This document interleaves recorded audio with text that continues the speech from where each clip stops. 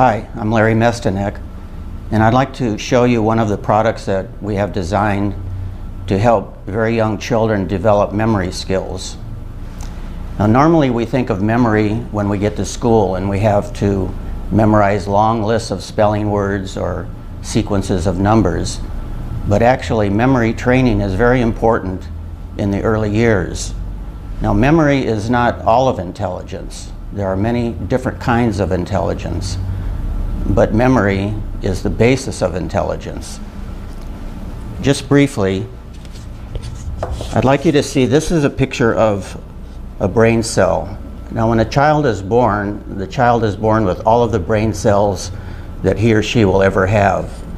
But what does not exist are these extensions from the cell, which we call dendrites. As the brain cells are stimulated by the environment, the cell begins to grow the dendrites, and this is where information is stored. The information can go along the axon all the way to the next cell. And the more repetitive you are with learning memory, the stronger the axon becomes and the more dense the dendrites become. And then that information, when the next cell is connected to it, that information passes from one cell to the next. This is how we transfer information. And as the child is stimulated more and more, you can see this is an actual photographic image of the growth of dendrites. This is a child at birth, then at 3 months, 15 months, and then 3 years. So it shows that with the stimulation from the environment, the brain begins to grow. And this is an image of a single cell showing how dense the dendrites can actually become with more and more stimulation. So with that in mind, we developed a product which, like all of our products, is a play toy.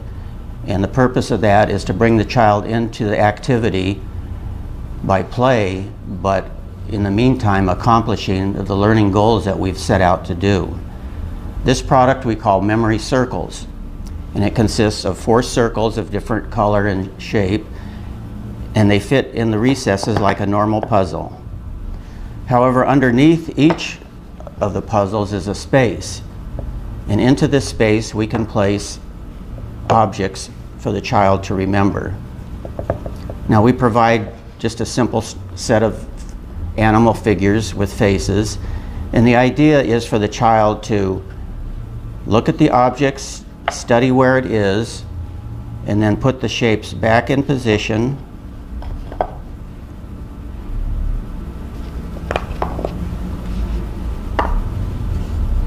And then try to remember where each object is. So you would ask the child, where's the rabbit? Is it here? There it is. Where is the mouse? The child might miss, say it's not there. We'll look here. There's the mouse. So by this very simple start, the child can begin to take information in and store it and retrieve it.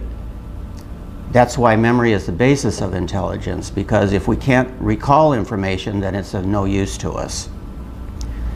Now, like all of the TAG products, the exercises go from simple to more and more complex in order to develop the ability further. So the child would first start just by trying to remember where an object is.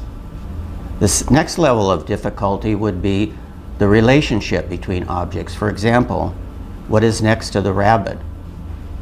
It's the cat. What is next to the mouse? It's the pig or the cat. So instead of remembering where one object is, the child then has to begin to form a pattern. What object is where in relation to another object? To move up to the next level of difficulty, you would ask the child to name the objects in counterclockwise motion or clockwise motion, either way, back and forth. Try to encourage the child to remember all of the items, each one in its position. Now, the next level of difficulty would be to turn this so that now the pattern that the child remembers is still there, but it's in a different orientation. So the child still has to remember the sequence, but with the pattern being changed. Now the next thing we like to encourage the parents to do with this product is to use common objects around the house. For example, you could take a cookie. Here's a candle. And here's some broccoli. Just kidding about the broccoli. But I bet you if you put that in there, the child would remember exactly where it is, but would not remember. So let's take here a shell and a key.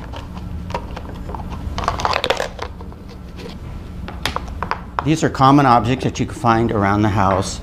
And the whole idea of this is to teach vocabulary. So you find yourself often repeating to a child, this is a spoon, this is a fork. The same thing here. What is this? It's a cookie. They're learning the words. What is this? This is a candle. And this, teaching them the name, a shell. And here, a key. And then try to have the child remember the relationship of where they are by memory with the same process, one at a time. Where's the cookie? Where's the candle? And then what's next to the key? It's the shell, or it could be the cookie. And then once again, turning this makes this a little more difficult. Here's the shell, now go in this direction and tell me what is in there, and then go back in this direction. Now, many adults looking at this will say, gee, that's pretty hard, I don't even think I could do that. But if you practice, you would be able to do it. And this is the same with the child. At first it will be difficult to remember, but after repetition, which is the basis of memory, repetition and practice, the child will begin to develop memory at an early age. And this is extremely important, and this is the purpose of this particular product. As mentioned before, we have instruction sheets that go with each one of our products. The instruction sheet tells step by step how to use the product, and then it also outlines the learning goals. In this case, it would be some basic motor skills in placing and removing the shape. It would be learning vocabulary words, and it would be able to teach how to remember units of information individually or in patterns and relationships. You can find this product on our website, tagtoys.com, and if you click on the category memory, you will see some of the many other products that we've developed to help children develop memory.